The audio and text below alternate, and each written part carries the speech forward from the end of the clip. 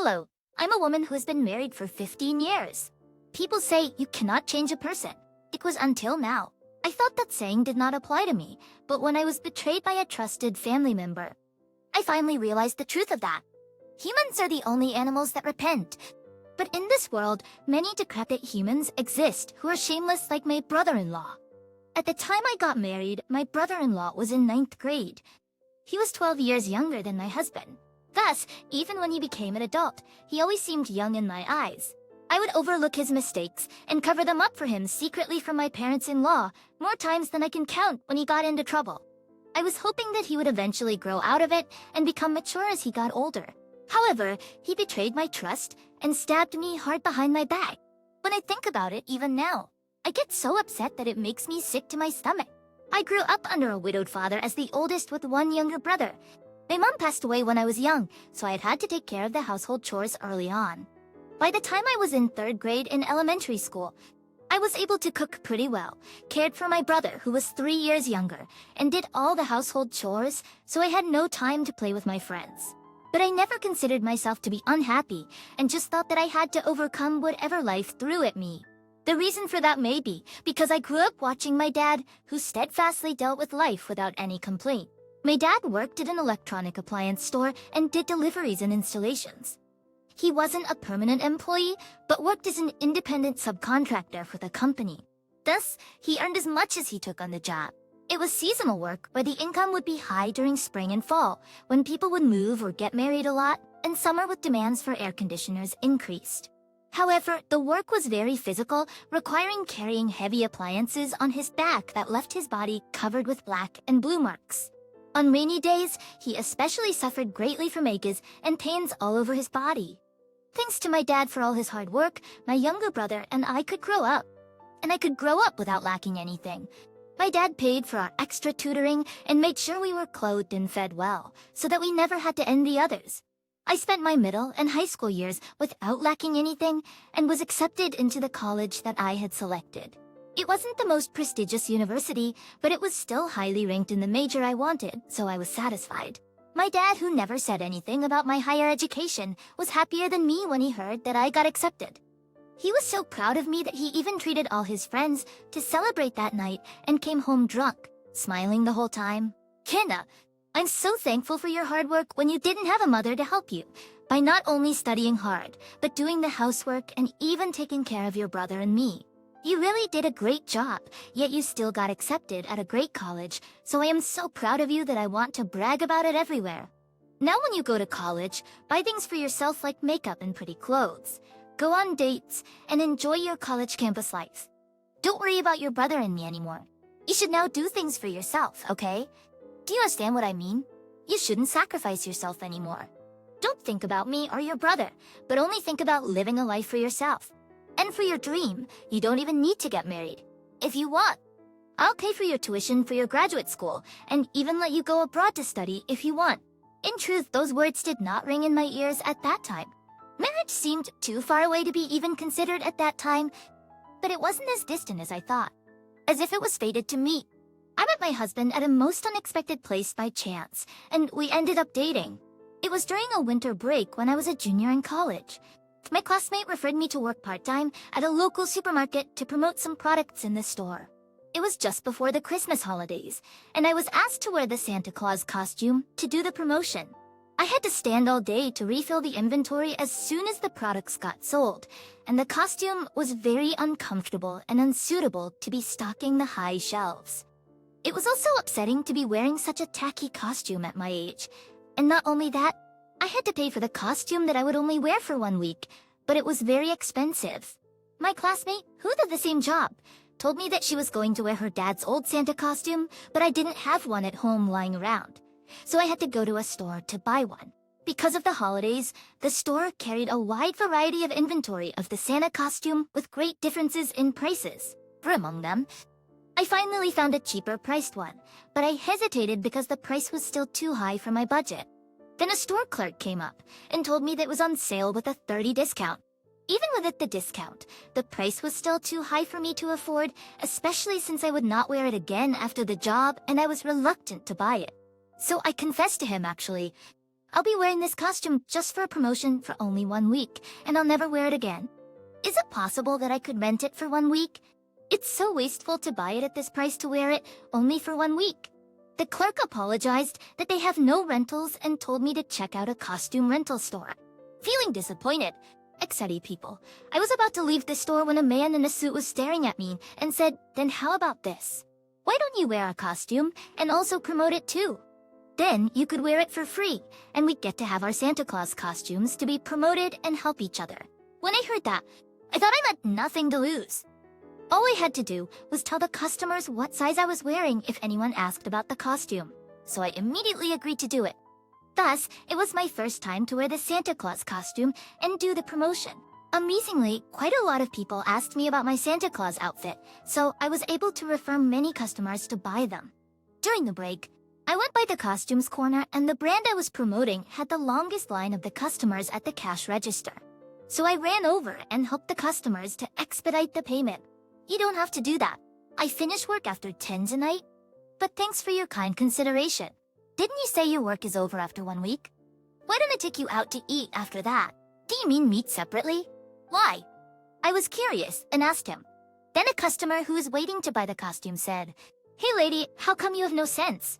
He likes you. That's why. You're too innocent. So how will you ever date a man being so ignorant like that? If you don't mind, just tell him yes and go out with him. He looks manly enough." At her words, both the man and I turned red in the face. But because of that woman's gentle nudging, who spelled out the birds and the bees to me, we ended up meeting separately. I had never dated before that, so I didn't sleep a wink because I was so nervous and went out to meet him. The man also seemed tense, unlike when I saw him at the store. I didn't know what I ate even at the dinner. After we went to a pub to drink some beer just like any other couples who were out dating and started a conversation to get to know each other.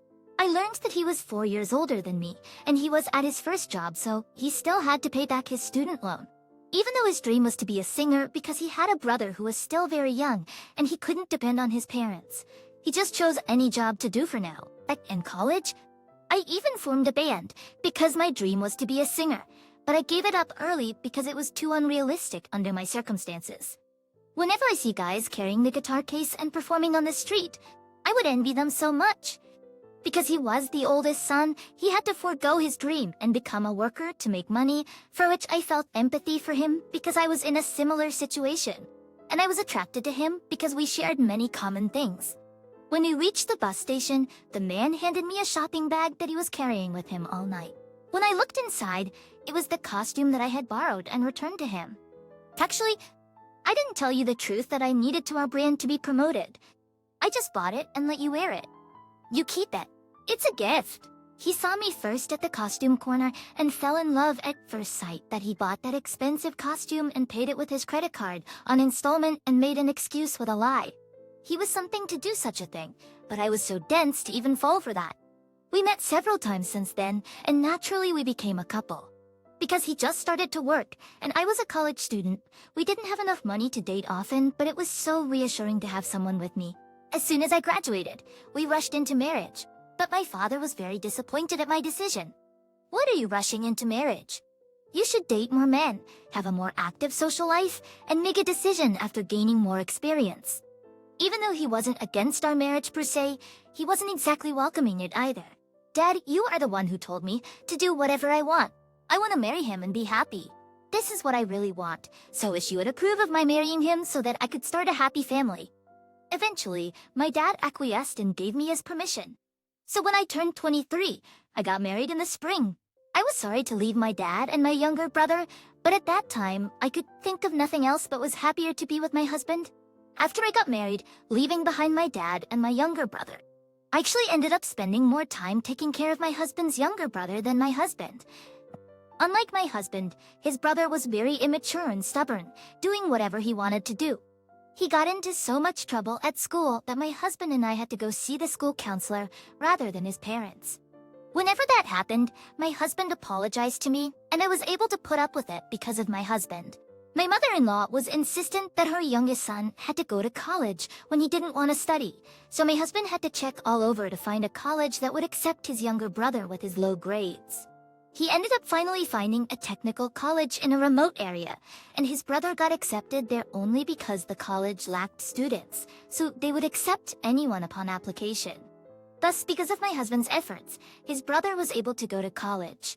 Of course, it was all in vain, however. His brother attended college for only a little while, and stopped attending classes and spent the tuition and his room and board money on alcohol and girls.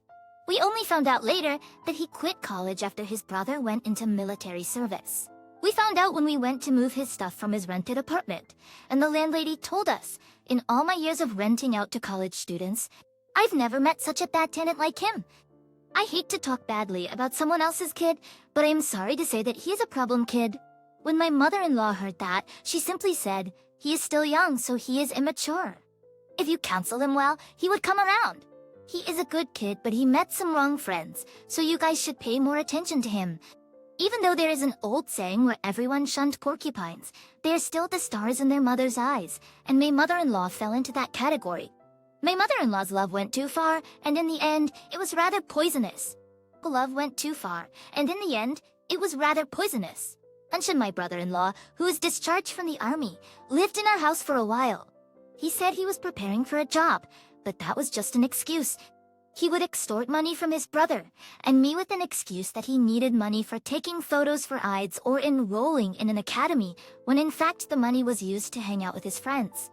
My husband sat his brother down to scold and settle him down, but it didn't work except briefly. For over half a year, he crashed into our house, then suddenly he left saying that he got a job. After that, we didn't hear anything from him, not even on the phone call. In the meantime, I received a bad piece of news from my family. My father, who lived with my younger brother and his wife, was diagnosed with Alzheimer's disease. The medicine he took was to prevent the disease from getting worse, but not to get better. It was devastating, because he had suffered all his life trying so much to take good care of us all by himself.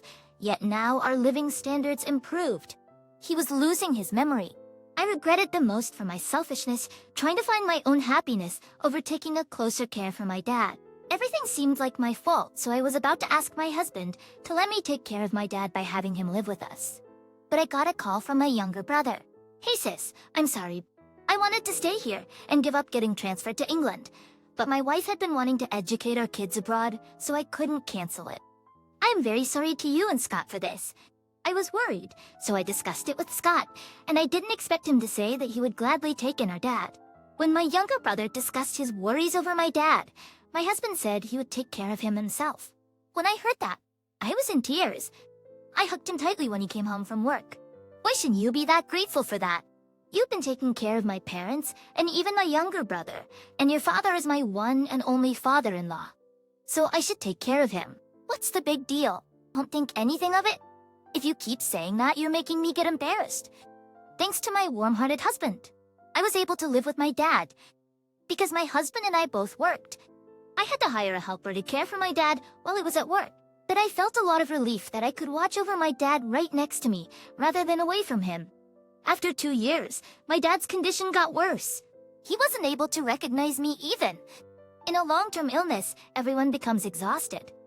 I began considering having my dad be hospitalized at a nursing home. Then suddenly, my brother-in-law came by after being away without any contact. I was already overwhelmed from taking care of my dad, but my brother-in-law was thoughtless and stated that he was going to stay at our place. I was reluctant, but I didn't want my husband's family to feel resentful that I was taking care of my own dad, but not my brother-in-law. So I had no choice but to allow him to live with us too. And all US community, I was hoping that he would realize our difficult situation when he sees my father's condition and leaves on his own.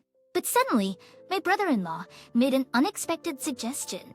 Hey sis, about your dad's helper, why not let me take care of your dad? The helper you have is a woman, so she doesn't have the strength to even bathe him very well. But since I am younger and stronger, I think I would be better than her, don't you? If you can't trust me, why don't you reduce the days for the helper to come just for 2 or 3 days a week, and the rest? I'll take care of your dad. After you come home from work, it's too hard for you to take care of your dad anyways. You don't have to pay me.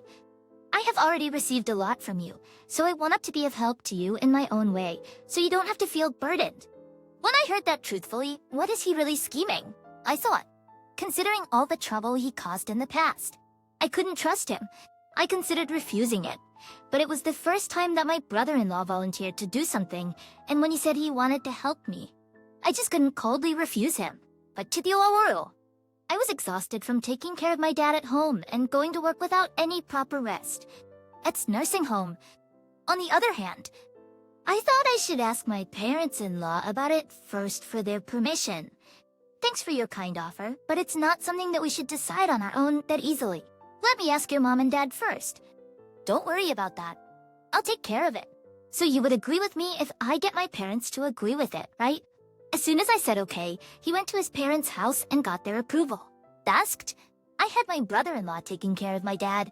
I thought it wouldn't last, and he would give up in a few days, but I was surprised that he stayed with it. He was 180 degrees different from his previous weak and impatient person. My dad was an introvert, so he didn't like strangers, but oddly, he seemed to get along with my brother-in-law. As if they had known each other for a long time, they seemed to have no trouble with each other. My husband and I were very surprised that my brother-in-law's changed ways when we assumed that he would be an immature troublemaker. However, problems started not too long after. It was between my dad's helper, who had taken care of my father for a few years, and my brother-in-law. She complained, he's much younger, but he talks very rudely to your dad. I hate to tell you this with my own mouth, but I don't think you should let your brother-in-law take care of a patient like your father. If I have to continue alternating with your brother-in-law, I would rather quit because I can't be doing this with him any longer. When the helper who never complained before said forcefully like that, I became very concerned. However, a few days later, a crucial episode happens. 1. Did you say my dad's insurance premium is 2 months overdue? It can't be. It's automatically transferred from my dad's bank account. Of course, the balance is plenty. The insurance company called that my dad's insurance was to be canceled due to non-payment. The balance in my dad's bank account had no money to pay for the automatic transfer. My younger brother was spending money to my dad's account, so I knew that was impossible. So I went into my dad's room to check his checking account balance, but I couldn't find the latest bank statement. I wondered if my brother-in-law knew about it, so when I asked him, his face suddenly hardened. I knew then that he knew something about it. Then he said, could you do me a favor and trust me and pretend you know nothing of it for a while? I will explain it all later. But he was already causing problems with my dad's helper, and now he was taking money from my dad's bank account. I couldn't let it pass. Did you say you would take care of my dad so that you could do that? I am so disappointed that you would use my dad, whose memory is not stable. How could you be this rotten? I don't want to see your face any longer, so I want you to leave this house right now. I was so furious that I screamed at him with my fists trembling so much. My brother-in-law remained silent and left our house. After he left, my dad's helper came back to care for my dad while we were at work. I thought our house returned peacefully. One day, when I came home from grocery shopping after work, a police car was in front of our apartment building. I pushed through the crowd, took the elevator, and got off at our floor where many policemen were standing in front of our door. In that second, I felt something happen to my dad and dropped the grocery bags and ran over to our apartment. There, I saw a policeman handcuffing my dad's helper. Next to her, my brother-in-law was screaming at the woman, shaking his fists. What happened?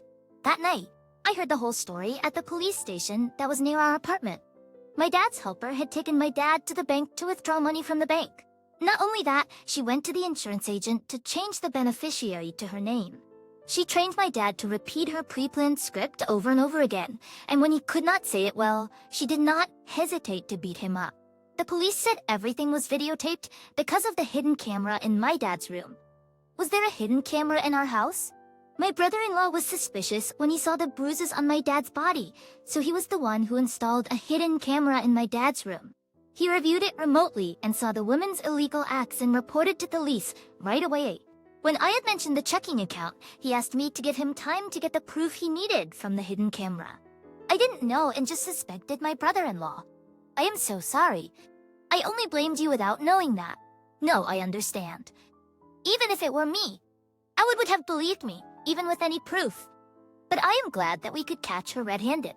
My husband, who rushed over later, also didn't know what to do from feeling so sorry for not trusting his younger brother. I had acted all haughty and almighty, claiming that people never change, and had to eat all the words that I spat out. However, there was a reason why my brother-in-law helped my dad so much. After he got out of the army and was just lounging around at our house, he met my dad who came over for a visit. At that time, I didn't do anything I wanted to do and was just wasting my time when your dad took me with him to work. There, he was carrying a refrigerator that was much bigger than his body on his back and walked down the stairs. When he saw that, I was so shocked and left me speechless. He had done that for so many years, when even a young and strong guy like me couldn't do it well. He did that to take care of his kids. When I heard that from him, it brought tears to my eyes. It was my first time. Sweat is not the same sweat. So I learned to do the work under him for a while, and I became independent. The money I earned with my own sweat and tears couldn't be spent carelessly, unlike the money I used to get from you and my brother. I learned the value and fear of money then. Your dad was the one who taught me what I couldn't learn in school. That's why I wanted to help him if I could in my small way. My husband and I learned a lot from my brother-in-law when we mistakenly thought he was still too young. I also learned a little more how hard my dad worked in the meantime. After the case got settled about the helper's embezzlement of my dad's money, we came to know each other better and we became a stronger family. I also learned that you do not change a person, but you help the person to realize oneself. As I watch my brother-in-law grow and become a greater person, my dad and my family's happiness will grow as well. Thank you for listening to my story. I hope all of you who listen to my story will be full of happiness. Please stay healthy. Please cheer for me and write your comments of wisdom in the comment section. Pressing like and subscription is a big help to me. Have a wonderful day.